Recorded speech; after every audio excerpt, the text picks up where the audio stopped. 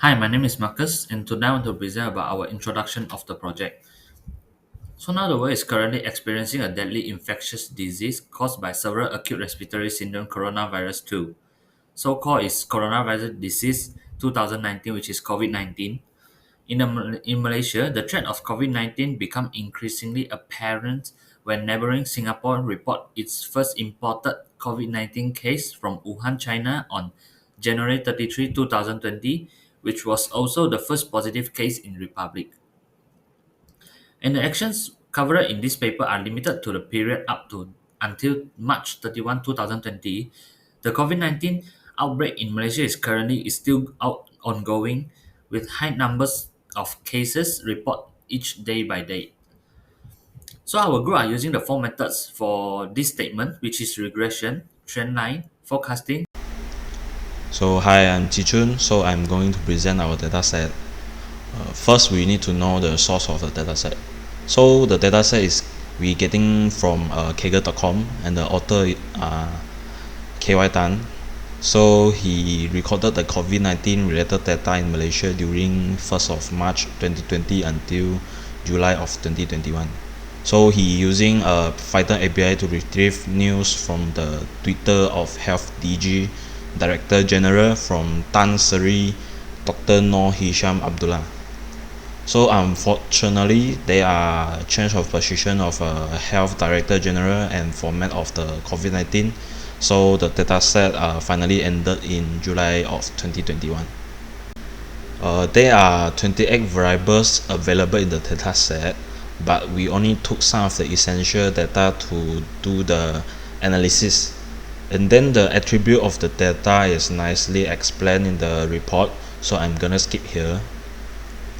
After that, we have done a descriptive statistic for the data.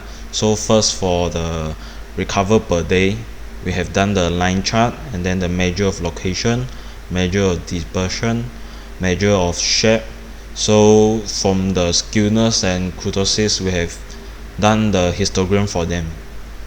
Secondly, the new case per day, we also done the same thing, and there are slight changes on the skewness and kurtosis histogram.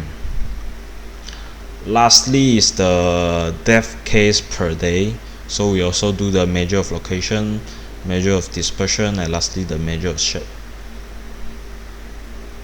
Good day, my name is Xiaofeng. I would like to present about the regression model. For the regression model, the goal of regression analysis is finding the link between a dependent variable and one or more independent variables. For simple linear regression use one independent variable to explain or predict the outcome of the dependent variable y. Regression can help finance and investment professionals as well as professionals in other business. Below is the output of regression are using new decades as dependence x and day as independence y. Here we can see the regression statistic with multiple R and R squared as well. And the ANOVA table is provided.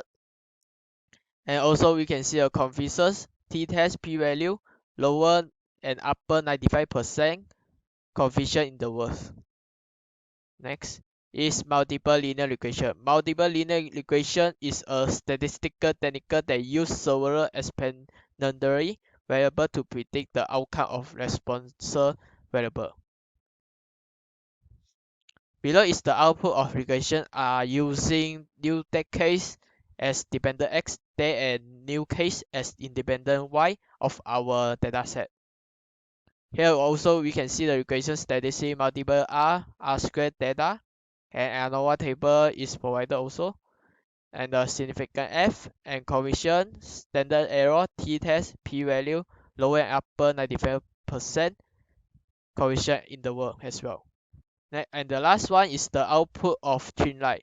Here we can see the new date by day and also the new case by day. The polynomial graph we are using because it's more suitable for our dataset. That's all for me. Thank you.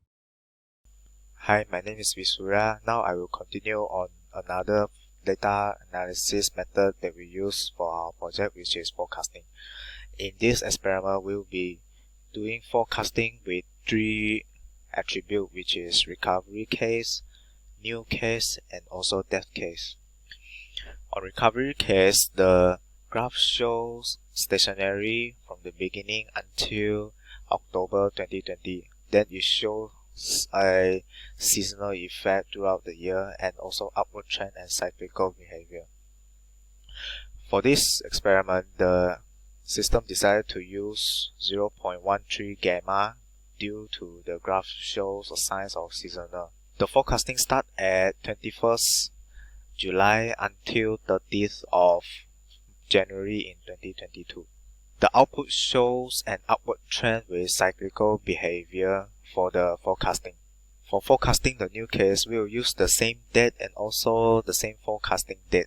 For the new case, we will use the same date as the previous experiment, and this time the graph still shows stationary in the beginning and also upward trend with cyclical behavior. For the forecasting, the system will use 0.33 alpha to generate the output. In the output, it shows that it has upward trend with no signs of decreasing. This means that in the future, the new case will increase drastically without dropping. As for the death case, the graph shows stationary in the beginning until April 2021, where it has signs of upward trend and also cyclical behavior. The system decided to use 0.9 alpha this time to generate the output, and the output shows upward trend just like the previous experiment, where it has no signs of dropping at all. We can see that there is a huge drop during the 14th of July 2021 right here, but the COVID still finds its way to rise in the future, so we have to take extreme precautions. Hi, I'm Benjamin. So here I will talk about the data analysis and results for the t-test. T-test two sample measurement and performance. This is the method I use, and I set the alpha to 0.05 for the hypothesis that mean different to 0. And for the hash now, I set the mean for recounter equal to mean for that. For the alternative hypothesis, I set to mean for recounter and equal to mean for that. As you can see, the result for t-test is greater than critical values, and for the p-values is smaller than alpha values.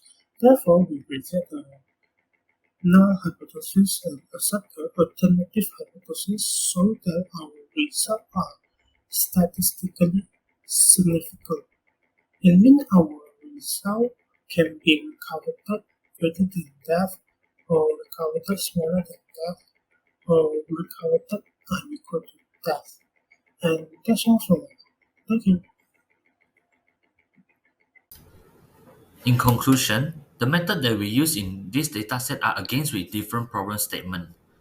For the regression analysis, we use for the finance, investing to identify the strength or nature of the connection between one dependent variable to another set of variables. In the regression analysis, we have used simple linear regression and multiple linear regressions. These are the two most common forms of regressions, while nonlinear regression method exists for more sophisticated data and analytics. For the trendline technique, we use for the graph to calculation of the statistical indicator that indicate how much fund of security movement that can be explained by change in a benchmark index. So for the forecasting, statistical technique is predicting the future based on data from the past to present. And the t-test two sample assuming unequal variance are using to test the dataset.